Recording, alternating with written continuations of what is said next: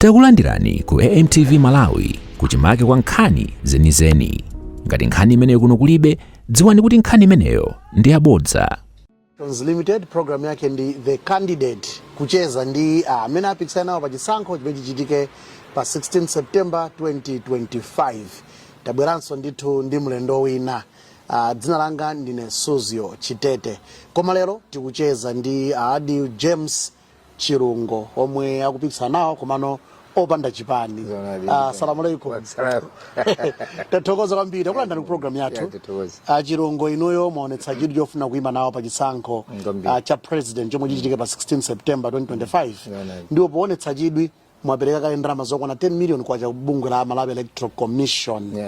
Tikudziweni kuti Chilungo ndi ndani? Okay, zimwambiri ine ndi Adil ya James Chilungo mmene mwakambiramo. Chiyambi kwathu ndi kuchera dzulu ena amati kukanyenda muzi umenewo tiye mpama ndi umene ndikuchokera kwa bambo ndi kuliwe masi kuzomba mtiye malemu. Ndaphunzira ndithu panopo ndikuona kuti ndaphunzira mokwanira kuti nditha kupikisana nawo. Komano primary school, secondary school ndaphunzira dzulu konko. Komano university ndimene ndakaphunzira ku Malaysia. Ndakapanga first degree yanga ndapanga economics ndi political science, masters ndapanga Chilungo public administration. Ndiye ndimene mabwera kuno ndagwira ntchito zimene muona kuti ndikukonzekeranso udindo umenewo. Ndagwira kutanthauza kuti maganizo ofuna kukhala president suli mwangolota munayamba kanthawi mmene mumachita skulu yo ku Malaysia kapena ku secondary ena amati mwayamba mochedwa koma ine munayamba kalekale kamano chimapanga nthawi ikakwana. Nthawi ina inalipo mbuyo munali kukonzekera ndapa mafika no nthawi munayamba kalekale lalichi muli mwana secondary kapena ku Malaysia nthawi zinatu munthu matha kulota kuti ine ndikufuna kuti kapena maloto uli zoti ndene nalotapo ndeni makonzekera maloto amene wamwe kusangango ndipasa ndiona ndithu nde ku secondary school, primary school, ku university yako zimene zimatheka ndizoti zolowera kunjirake yemwe. So political science mutalota munayamba kuchiganizira nde namba nokuikanonso pano amati madodi kupanga film nde ndabwera Malawi kuno ndagwirisa ntchito maphunziro anga bwinobwino chifukwa ndagwira ntchito ku Local Finance Committee imene mapanga ntchito zoyang'anira zachuma amakansolo ilipobe panopo ngoti no inapanga meji ndi masafu ndi masafu ndi mava za masafu ndo masafu inata ndacho amene napita national UNDP United Nations Development Program ku NLGFC nimagwira ntchito finance admin manager ku UNDP na gwenching finance operations manager.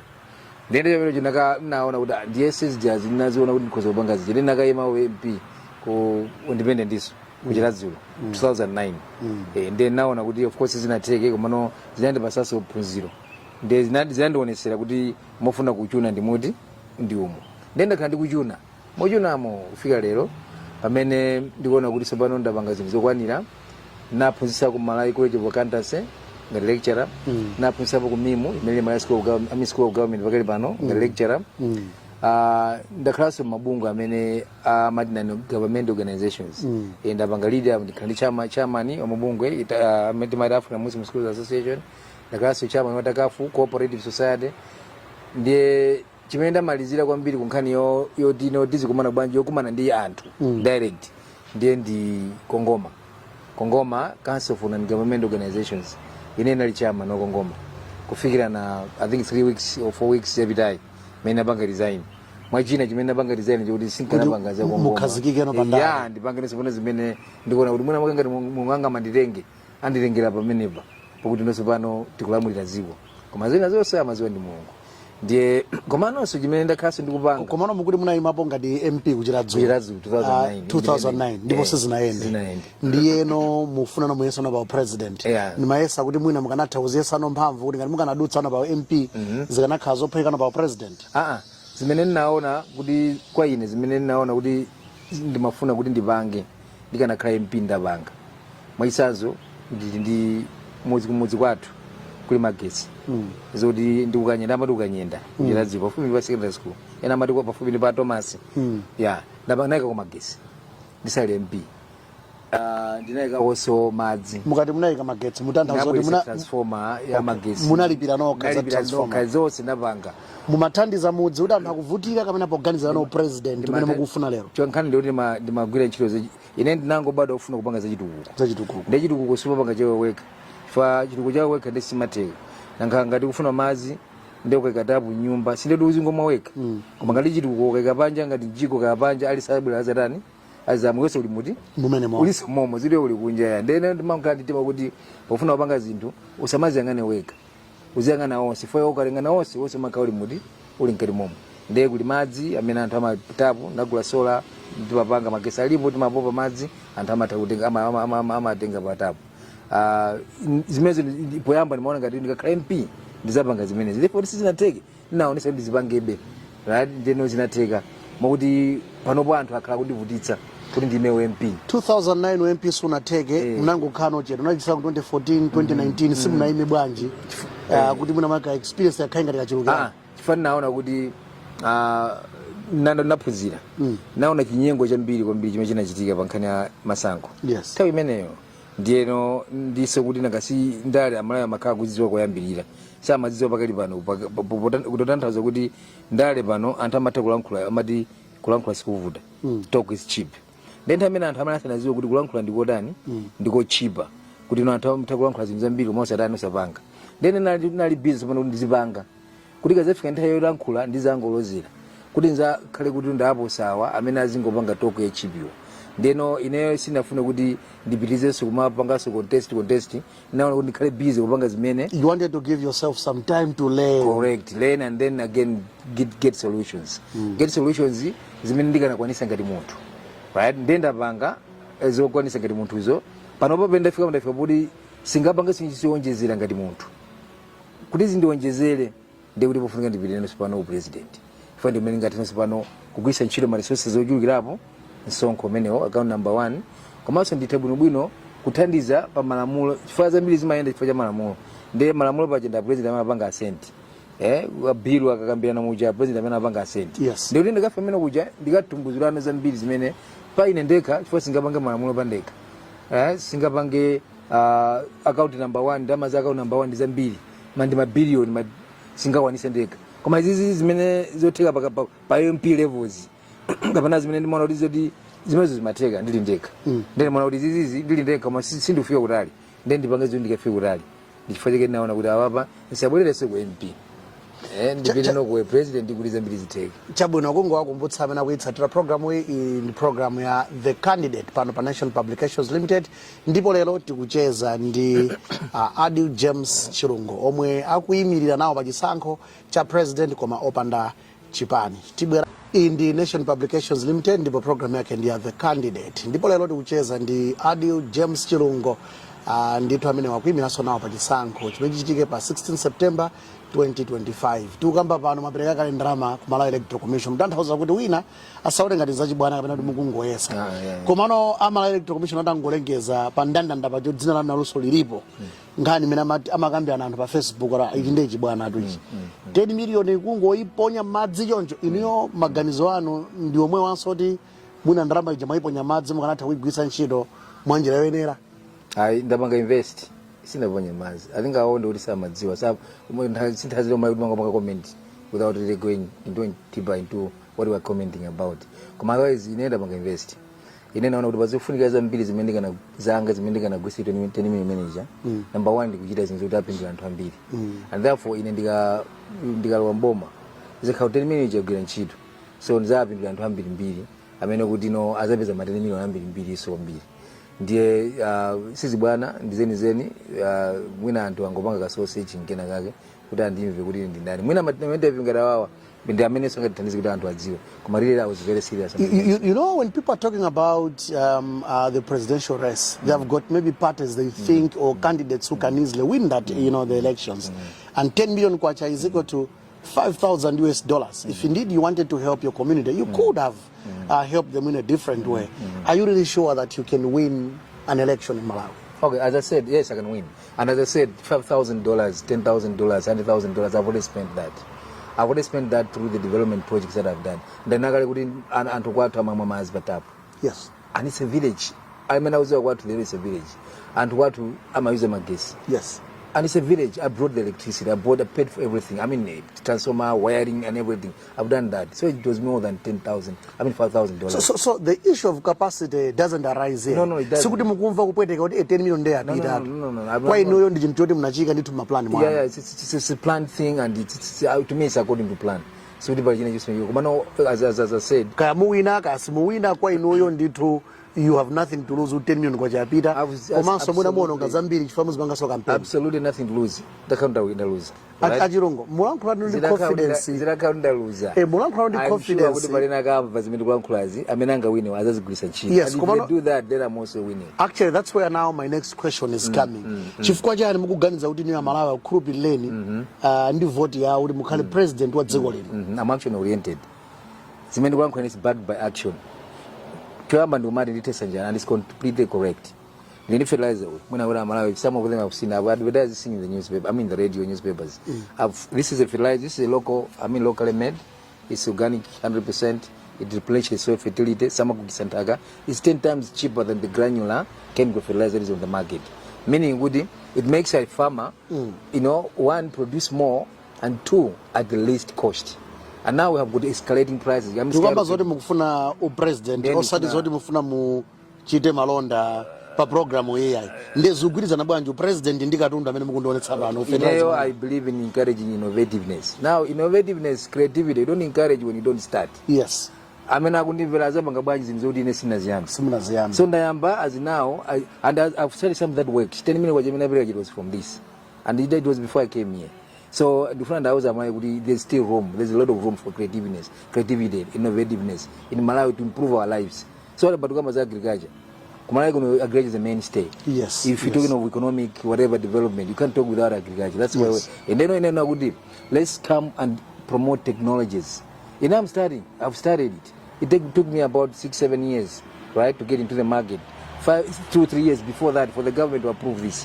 So you want to go into government with experience and ideas that have that have worked. Correct, something to show. Something also to show. Talk because the talk is cheap. Kuzisiyanisa bwanji ndi ma candidates ena poti tukamba zona kuti talk is cheap. In your case mundima ideas zoti agwirapo kale ntchito pamene pomwe mafuna mutsendike kuti Malawi akamayang'ana inoyo akusiyanitseni bwanji ndiye nawa. Okay, and say kuti ineyo amulire ndikukamba zinthu zotheka. Sindikamba zinthu zoti ndingwapanga convince amene ndapanga kuti wingi abanda namizi kapena ndingwapa angomva koma zinthu kulankhula zimene mwina simata kulankhula bwino. Koma ndikagwisa ntchito zimene ndakupanga ndikuwaonesa it will complement my talk. Sizokhazo tu. Ineyo ndikhala munthu kuti ndipanga promote non-interest banking or non-interest financing. Imene yesu ndikulankhula ngati wakamwa yawo in Nigeria. Taima solene nchichewa nane. Non-interest banking kapena kuti kupanga kupeza mpamba wopangira business popanda katapira kapena chongula zanje. Chimene chitazipanga ndiyo kuti tizipanga encourage mabanki azigwira ntchito ndi anthu amene ama clients awo kupanga business limodzi. Osati kuti munthu akhale ndi banki angompasa munthu ndrama azikatipula uko mwezi ukathu makapereka ndrama sibwinoyi. Banki ivutike munthu avutike, banki isangalale anthu asangalale. Imene mati profit loss sharing. Ndene ndikulankhula pa last week nali ku Nigeria, nali ku Central Bank in Nigeria. Ndimakaona amene amapangira. It works. It has worked for them more than 12 years. They've been doing that. Yakati susateka bwezira atasiya. Kunaijera kunaendera zomwe zoti mukangoona kapena pana ine navida zimene lineyo I'm backing what I'm saying that should. Mudafuna ndikuoneseni passport yoti no natuluka Malawi muno ndalo Malawi muno napita ku Abuja ndikuonesani. Chifukwa kuti ine suti ndikungopanga zinthu zoti ndikudikira kuti ino zapita ku ndikupanga zinthu zoti ine ndikuona kuti ine I should be able to start investing. So I'm investing my time, my energy, my efforts and everything. Kuti ino ngazida khali no tadusapo. Sizavuda ndizango kodo like this. Chifukwa kuti izinthu sindinazo. Menda kambira muja ndapanga zambiri komano kuti kwasalako kofunika ndithandizire. Achirongoto kumene mugwira kwa ndi live wire. Kekamba nkhani ya banking Malawi munomo ndi Godwin aso khanga dotetezeka. Ndudzoti parliament nthawi nake zalepherekapo ijamati interest capping. Iniyo ndiye kuti Godwin muzaugwira motani kuti mubwerese maganizo munena inu yawo. Okay, zoiba zabwino sakakamiza. Right? Famwe kamiza zabwino anthu amadabwa. Ndene suti nzasiya amene amabanki wazapanga. As a bank and my customer awo koma inaweza bwesa alternative banking so that people can have a choice. Amafuna kupita kwa interest wa avide kuti no anthu atatu wale follow azile mera. So it's not like you are abolishing this system, but you simply bring an alternative. I'm not abolishing, but I'm going to provide an alternative banking system which will work for everyone. Ole mera osauka there'll be as a tandizana because nkhani ndiyo kuti wina ndi capital wina ndi ntchito. Let them come together agwire ntchito limodzi. Uyu wa capital iyi azidikira kuti zigwire ntchito, uyu ugwire ntchito iyi azidikira kuti ndalama isaonongeke. Profit loss sharing at the end. Kuvutika loss mugawane. Profit mudaniso mugawane. Palibe zosowa tulo kuti foi ndamanga akatapira kabwezo kugoda apa ndisiwa chochita mwezi wa tai. And you know how people are suffering. The interest. People are suffering, definitely. I mean 9 out of 10 people. They are into this, they are suffering. Kumuzi ndega jigaji 100,000 kwaje kutenga mtu kukuta mwezi 30 days out 200. Ole pera kulibira mati matenga amabweza matengaso. So they are going to do another, you know, on the I mean, really, it's so difficult, and people are getting. Yeah, so that's just one of the issues. I know with Malawi mavudu na medi now nkani ya forex, masoabe forex, nkani ya mafuta mwoti gure ngadi you know zego zumati vudabe. What is the plan? Okay, it's multi-pronged. Number one is productivity. We need to produce in this country enough for the country, at least for food. Then I wouldn't be able to do the phone is passenger, right? That's number one. Now number two is they want to do business. From business, I'm a business, business. So I'm going to provide that environment where people can access capital without having to pay huge or interest. You know, it will be on profit loss here, non-interest basis, right? So that will work. It has worked in Nigeria, it works in other countries, it works in Malawi as well. So that's number two. Abanga business we end now they're paying taxes to the government. I will make sure that taxes should be distributed equitably. Equitably meaning with the many of them members. Sonko tigawane mofana. Also sonka asaje, or sonka aje. Komazika fika kuti semana sonka asa kuja then these many owners. Yes. So what I'm saying is I'll make sure that my resources are distributed equitably. So kumakanjira garui number 1 to umangi. So muntu wakuchitipa aziwe kuti umanga soko makanjira kuisa chilo ndama za sonko. Koma amvesese that is number 1 priority for the nation, for example, right? Gadi mining. So priority because the economic contribution of that area, correct. For example. Yes, yeah. They do also go with the ineni kaza club na watu ndikanyenda kuchiradzo kwa maya. Tumagulira kwa maya. Sikuti ndeu ndikangolola ndi mawu kuti kubwerense wadala kwatu. Chifukwa kuti ngati pano sindi kupanga zimenezo, ndese apanga chifani ndi president. Right? Otherwise atu afunse kuti wabwera baji se wadala.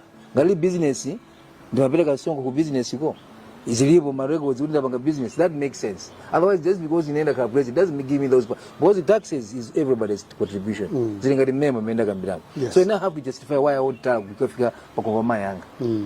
I don't know say so much because the kazi ujitika wrong, right? Yes. So forex number 2 level. I say somebody atu forex is about hard currency. We buy mafuda in dollars. So we need to buy dollars to buy oil. That's where the complication is, right?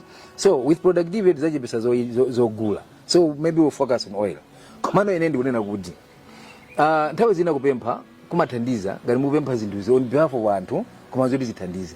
Inendi maona kuti Middle East kuli ndalama. Anthu atha kundisutsa. Zikavuta kupita ukapempha. Ndikapempha just to give us a toss. Right? I'm sure kupita ku Middle East ndi anthuso. Wazira mukuona mafuta wa Mulungu.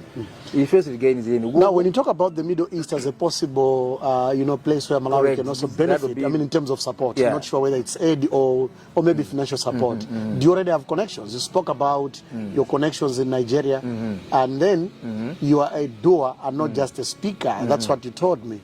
Do you already have connections that if you become a president, you know where to start from in the Middle East? Okay, I have. You see, in life, you need to use whatever you have at your disposal to get things sorted. Yes. Right? Okay, I'm a Muslim. Yes. Right? I'm a Muslim. And I know I can talk to them. Right? Not that you are about to say Moka. Yes. They would have a Bana Trump and Arandaya Bas. Yes. Didn't get it also. Mugabe Bas. Yes. And I said, Bas. And the guy was in my food. Right? The person for the know go to person for the young and Bantawi, Tikubanga Zinazi, the guy figure body babu no win, and the Kuba you want the ant and drinking on the moon. And this doesn't be Timatera Comun. Komano, let's not shy away from the issue of religion. It's also very important in politics. You said you're in Islam, you're a Muslim. Does that work to your advantage? Is your faith an advantage to your politics and your ambition for the president? To the extent I can extract some solutions, some tools, yes. Right? But then the understanding must be to the extent it can solve problems. Whose problems? Yes. National problems. What are we talking about? National problems. We're talking about problems that are faced by Malawians who are Muslims, who are Christians, who are Yahwehs, who are Tumbugas, who are from northern region, who are from central region. So basically you're talking about Malawi. And this is what I want people to understand, because reality speaks. When you travel from here to Mugaenda to Tanzania, right? Muga cross over Songwe or border, whatever. You know we now are in a different environment. Why? It tells you that if you've flown from Malawi to Johannesburg, for example, you tell when you get to the airport, now I'm in different territory. Yes. Meaning with their problems, our problems are different. Yes. So when I'm inside here, we need to use whatever tools that we have. Diversity can also help.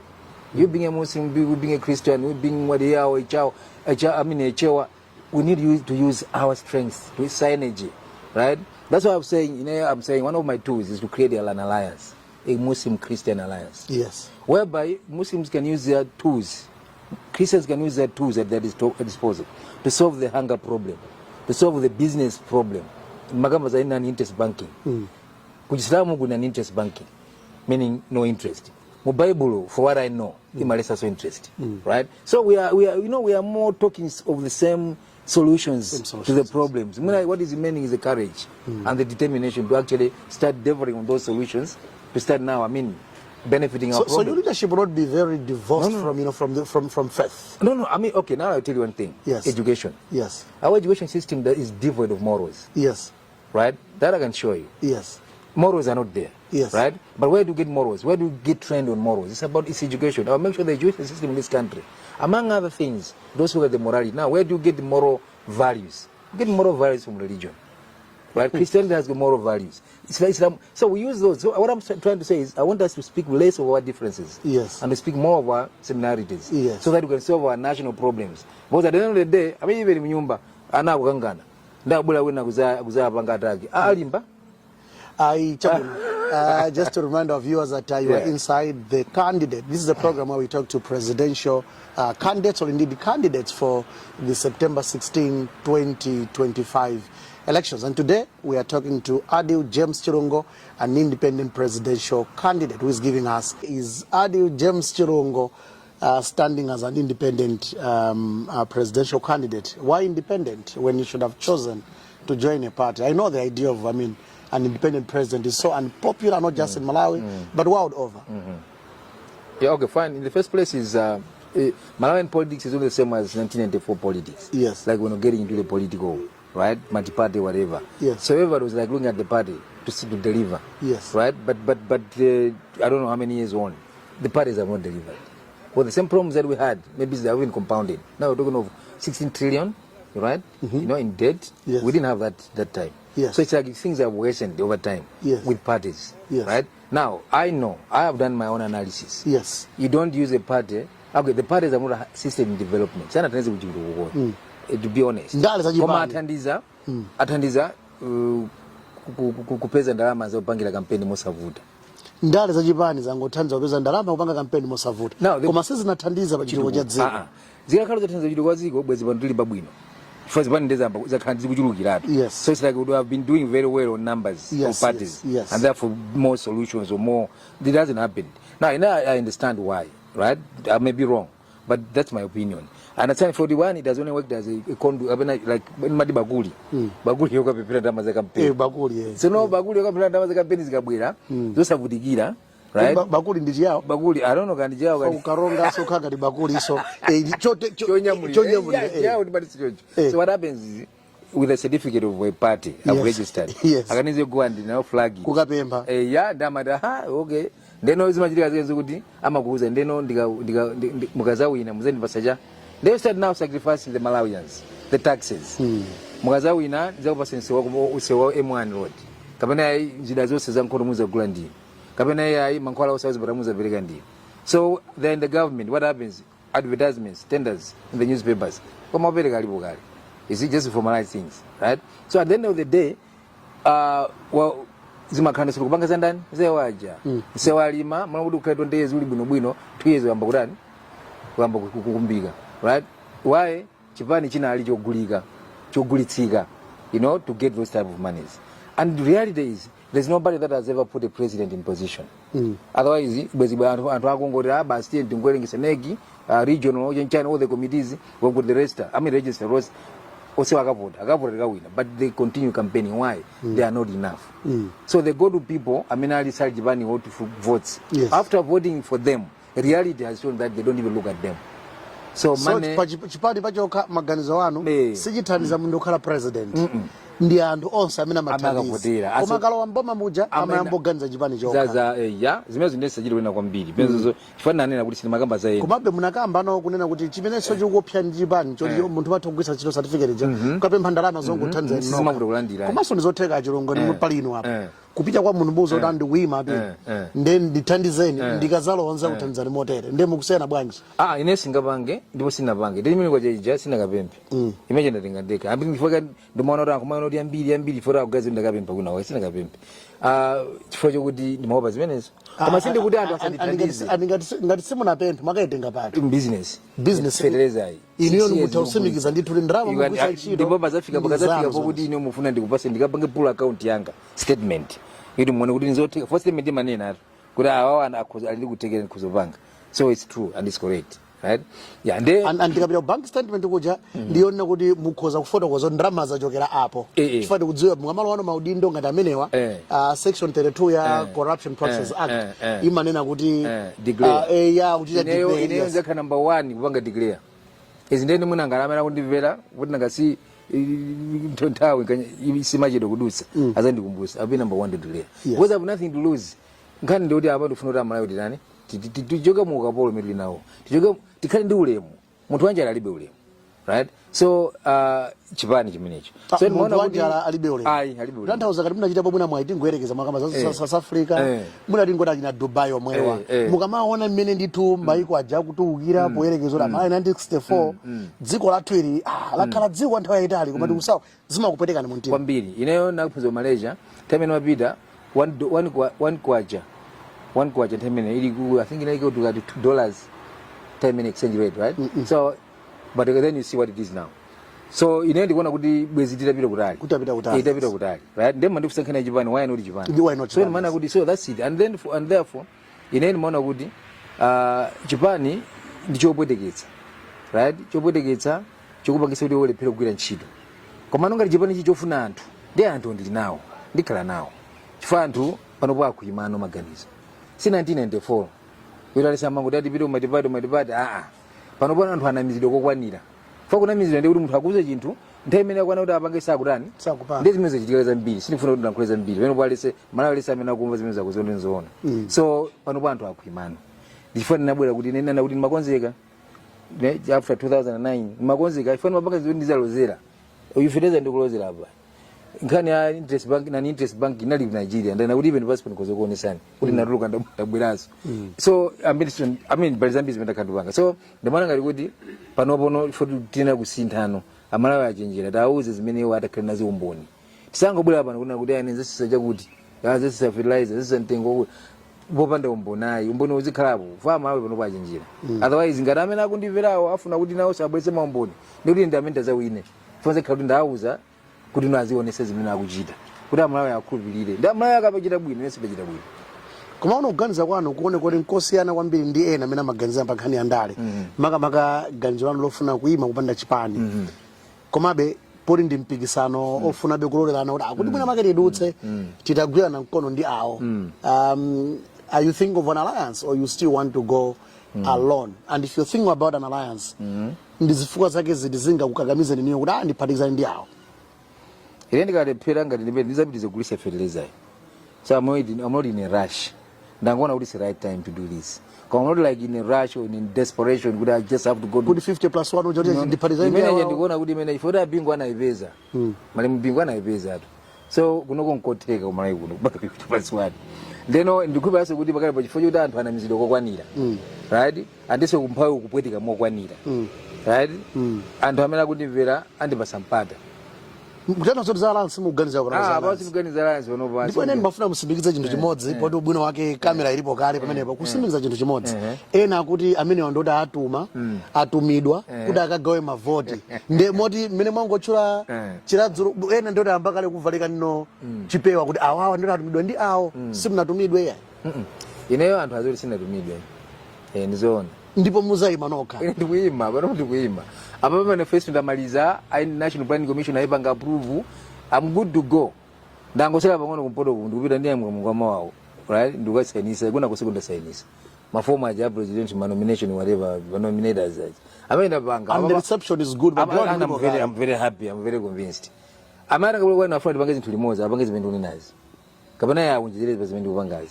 You should be better than me. I have no problem. Palipo sema karu na kama karu better than you. I believe and I know mwakambabe kuti financially you are independent mundi business yanu komabe nakudulani mawu mukufuna kunena kuti sikuti ndikukana thandizo. Sikuti abwere koma sindipasa condition kuti ndapachika Malawi. Asa ndiuze kuti ndikakupasa ndalama iyi ndaduse wako makanjira nkama ngaineyo. Iya tikupatsa ndalama iyi chibwana mukuchita ichi musaime iya mukhale pambuyo pa ifeyo. Pamene pa Chilungo mulimba. Pali nthawi imene naona kuti mafuna anthu andithandize. Ndesana abwere. Ndipo panopo sinthe ndafuna sindikufuna anthu andithandize ngati munthu. Koma no ngati dziwa abwere thandizani. So ngatanga abwere kuna kuti ndiyende limodzi. Amalawi azikhuta. Amalawi azipanga business usakhala kuti azingochoka kukuta katapira anthu obwera Amalawi digadundu dizigawana mofanana. Yes. Mfundo zanga ni zitatu hizo. Yes. Mfundo zanu zitatu Ngumadi maukali. Maukali. Maukali atatu. Maukali atatu. Fandi ukali. Ukalo yamba. Ukali yamba ni njala yopanga anthu. Man made hunger. Man made hunger. Jadi naye ndio mufuna kutana naye mene. Fandi upata panga ndifa anthu. Yes. Otesa so ndi anthu. Siya Mulungu. Yes. Mulungu sana afuna udifude. Alese mungakamulenga amakali chikuja mpaka na siku mata za mwaliri. Yes. Koma no ndikusompola. That's why you say mukangotoka pasongwe mukangolowa mbali ya Tanzania mukuona kusiyana kwake. Man made hunger. Mufuna kutesa zimene. China ma business aba antendele. Ma business antendele. Ndichifanya ke mwafika no ku banki kuja. Ya kulika fa business ndi mpamba. Nane interest banking. Correct. Pamba ukali panda chiongola zanje. Munthu ugire upange business uzoka business igwisa chito mutu. Mwantende kuti apa ndikafika apa. Ndikuyambira pa Jan Man made hanga mukufuna kutana nayo. Ndifanya mwa frauza nkhani ya fertilizer. Amene. Ayi nawo sada bwene ma technologies ngada mmene wa aliolana tikabwera ku business mine kuti Malawi akhale pa mtendere ndi ana ne interest banking. Profit sharing. Profit loss sharing. Munapita ku Nigeria mwapapo kale. The third ukali wachitatu. Wachitatu ndokuti osonkha aje. Ya tax jamba account number 1. Yes. Tax. Yes. So sitikusonga abali so songa. Yes. Ndeno likafika kutumbako asamakhaleno yake ngoti ndi azikangota bako iyaye mmene akufunira. Fakuti apa akati apa koma president chimene mfuna ndauza manje kuti timakhala tikumpasa munthu uja blank check. Check yoti saina kale iye azikangota apa. Mmene akufunira. Ndi amaziwa so kumene kozili kumene ndi ndani? The president yeke. Angafetiziwe timangoyika kuti mataxi ajatu. Timazozi ngati MRS mwina amango kaponya. Koma na president amene amadziwa kuti ziliko tu. Ndele kakhauri no sifana zinthu zoti zikusithi kusata ndondomeko kapena sithi kufuna kugawana bwino. Nde kuti no akatapa ndeti sayawalese kuti sitinachosepo president asina malize term yake. Nde kuti tikangotele pano pa 25 years zikuchitika zimenezo. Nde 5 years italikire. Right? Italike chiruke kuti ndiyopoteka. Kuti no munthu azikangotapa mmene akufunira ndalama zokhala zathu. Chifukwa tinasayina kale cheki. Fatima sayinira. Nde equitable resource allocation or distribution. Now, mene tikupita no kumapeto kwa program yathu poti tango amwina kwa lero li anthu akudziwani. Pali zina zimene zikuchitika m'dziko muno. Mwa zina ena kuti ndale zathu zimakhanga zimatigawa. Ndeti mayamba kuyang'ana kwambiri kuti awanda kumangocha, awanda atumbuka, awanda alomwe. Inuyo mfundo zanu zagona padi zobweresana umodzi kandi pa chipembedzo chikhalidwe kuti Malawi ngati zimuona ndithu ngati ndi mmodzi mwina mukuyankha funsolo tiunikirenso zimene zikuchitika m'dziko muno kuti zikhoza kutheka Malawi okhaokha kumakhapana pa zifukwa za ndale. Okay, izi zili zikuchitika chifukwa chokuti ndi ma symptoms zili zimene zikukera ku root causes. Root causes kenda adalo aja. Wani njala yopanga tokha.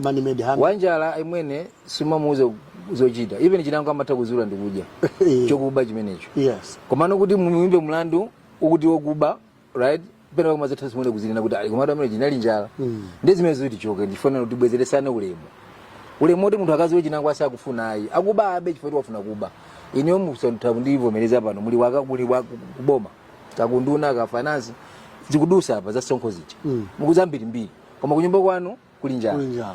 Komanso sinjira yako nyumbani kokha kumuzi kwanu ndinoka amene munapita ku school amene muli pa ntchito. anthu muzi wanu konse akudalira ndani Inuyo. ndeni mukuona milioni akudani akudusa apa muta chifukwa chokuti akwanu njala yavuta muzi pakafosi kuti yabula na anthu akwatu kaila ndi manga kwabula anthu akwatu a 7 chani nde zimenezo ndi nkhani ya ulemu nkhani ya business ukangoti wangozuka mamawo ukangopa kugamba kutawa kugona ngati abula wakatapira kuzerani kuze kumbusa ngongole kapena ya mwazuka mamawo akwacha yagwa mukangopita kwa account kupeze ndama yatani yakwera ngongole mafuna mbwezele binali 200 million leo kuna 2.5 million kufusa iyi basi ndi mezi maina ukalira amabanki amachita zimezi munthu wakokhala bwino siukaba unchito ma million suba zimezi zichoke right ndilo tibwezeresa na ulemu umene munthu amafuna kuti akhale nawo right awo ndi ma root causes so zina zili kuzionazi ndi ma symptoms kuti anyamata ena apasidwa zikwanje sangaba njala imene munthu akakhala ndi mtendere kuti njala palibe misonkho tikugawana mofanana bwinobwino sangapange nkhani yakatanga edu kambaso endo sangakabe munthu waba bwanji alibe mavuto tsono akaba ndiye zenize kulimbana naye fa amene upanga zimenezo ngati profession yokuba ndi amene yoneso ndende ukakhala kundende kuche chifukwa amene yoyo sikuti ali ndi vuto yayi koma ngokhala basi azipanga kuti unkhadowo ndi ukuba right maphunziro timanena aja alwamo talwesamo zipembezo bwinobwino ana akuphunzira kula bwinobwino ndi mkhalidwe wabwino ma moral values akuphunzira ku school kuja primary school secondary school university sangakabe chifukwa chokuti avutika amene chifukwa chokuti afuna ndiye ndimafuna ndidziona chabwino amene mapeto kweni funso limene malikonda kwambiri ndiloti masomphenya president kwa inu manolisi achilendo munayamba nthawi kuganizira mutalota munayamba ndithu makhala no masomphenya mwana kuti ndikafika bwanji pajapo inuyo tiyerekeze kuti mwalowa mu pampando umene wa president pa 16 September malawi kukomera mtima mwalumbira kukhala mtsogoleri wa dziko lino zinthu zimene mufuna mutachita the first 24 hours what are these things okay one malamulo alipo kale akandisilikana ni interest banking alipo kale napanga ineyo tinagwera imodzi ndi reserve bank so I have those nizaonesesa kuti I am process of bank approve kakupita cabinet whatever kuti afike act fa pano chimene cha enabling act kuti zimene in the first 24 hours tikuti mwalowa pa president first 24 hours I will initiate that so the first day you are initiating that one right that's number 1 number 2 right I will ensure kuti mulimi wina aliyense amene malayi muno akulima right agulitsa ntchito fertilizer not only this koma locally organic fertilizers amene akolola komanso abweretsa ndi mutaka so I'll open that up. I'll make sure that I'm so agriculture I give mandondomezo as part of your plan to end the man-made hunger. That's what I'll do. And then I'll make sure within we will my projects are mena salasala priority project makanjira that should be signed off. However it's going to happen, but it should be signed off. It means me flying 24 hours a jeba. It means flying to Dubai, flying to za mavuto ngara amene singatokwanisa. I'll fly, as I said, I'll use my tools. So okay, now within the first 24 hours you still initiate a discussion ndi anzana amene mukwadziwa correct yeah kudati tikamapanga izi masipa komomba pakati balijani paliso bwino sekandi ndi pressure ndi unnecessary pressure 24 hours yeah aziti pasekandi forex kandi mafuta kandi chani zinezo zoti basa satizo kakongola iya muzipa kongola kuli benda lama tizapita ukapempha right kupempha kuti no the country should now ikelepa footing kuti can now start developing. That one is very possible. Nakamba kale kuti bwana Trump anataya basi $400 million. Utantauza kuti kupempha sikola kuika zikakuvuta ukhoza kupempha. Koma no sabaibe katatu ka 4. What more would you want to do in the first 24 hours? Is this all, or there is more that you would want to do in the first 24 hours? Okay, I'll do these things. I mean the 3 things. Yes. One, I'll make sure, as I said, that we have I initiate discussions on promoting technologies, farming technologies. Farming technologies. Whether it's going to be inputs, cabinet technologies, and mechanization, whatever. I'll start the show straight away, and I'll make sure that I identify possible funding sources, right? Because taxes won't be enough at that time. So I have to get while we are building our taxes, we still have to be studied, right? So we go. And then the other thing is, Malamundo now, I'll make sure that I initiate discussion to enable or to create enabling legislation to allow non-interest banking. So with that, in a month, 2, whatever, I'll give targets, should be done because that's not an issue, right? And therefore, we'll call for an investment conference where people will be willing to invest in an economy that doesn't look at interest. Because when my interest are legal, non-interest, financing, I'll bring in investors. right, who come and then do the investments. And I know everybody will be happy with that. You know, it's quite good. And then I'll make sure that we set up the cabinet that will be on merit. And therefore, I will not want somebody doubling MP and cabinet minister. No. For these are different elections. Presidential election is about the cabinet. MP is about the parliament. Councillor is about... So this must be different. Also, I don't want to cry MP, more minister. Cabinet, I mean, it would be the leanest cabinet. Malawi is so small, right? I don't see more than 10 people. Not more than 10 people? Not more than 10 people. Mapajaru, ma MP down, Jizraso Juerengero, how will you reconcile? Well, these are things that I cannot make as within the few period, right? I mean, cabinet less than 10 people. I have the capacity. Including your vice president? Including my vice president. Because Chilungo is the for political appeasement. I will not need to appease politicians. My advisors, advisors, I don't know. That kind of advisors were religious, right? That is from both religions, Islam and Christian. I want to hear from them what they want me to do to develop this country, right? Then I don't know. I'll have another. I don't know. Maybe economy. Somebody will come and then do the nitty-gritties, mathematics, and all this, right? I think that's all. Then maybe somebody will be carrying my bag when I'm talking to people. That's a personal assistant. That's all. I mean, really, we have a lot of work to do. Not to be appeased. What is happening now is political appeasement, right? I want to pass a nyumba. That's why. I mean, from a glass stone. You expect people to also stone you. Come on, glass house, you don't throw stones. Nobody will stone you. No, thank you so much. Actually, you know, it's very interesting. I'm enjoying to listen to you. Yes, I think you bring also the radical view. Maganzo mene muna ambiri sako ndakwaka amba kwambiri. Former North cabinet ya anthu ochepera 10. Ndira makhala kuti team imene kutsatira icho akhanga dawamba kuti chotsaso ndo mpaka 10 ndi akaziwerenga mara I think stadium na wabwino. Imene lazima chikafa chipani so taze moni chipani kuja kwapezeka anthu ena amene agulisa nyumba zawo atenga katapira atani kuti akuthandize. Then they want kickback. They want something I pay back. I'm not going that route. Simpanga zachipani zoti abwera anthu kuti ndizafuna zafuna ma paybacks. They know it will be merit based. Merit based. You can do it. If you can do it, please, sorry. Tathokoza kwambiri kuti amene wanditunda Adil James Chilungo amene akuti wo akuyimira zinthu zitatu ukali utatu. Yeah, tathokoza. Osaiwala kupanga subscribe ku channel ya AMTV Malawi.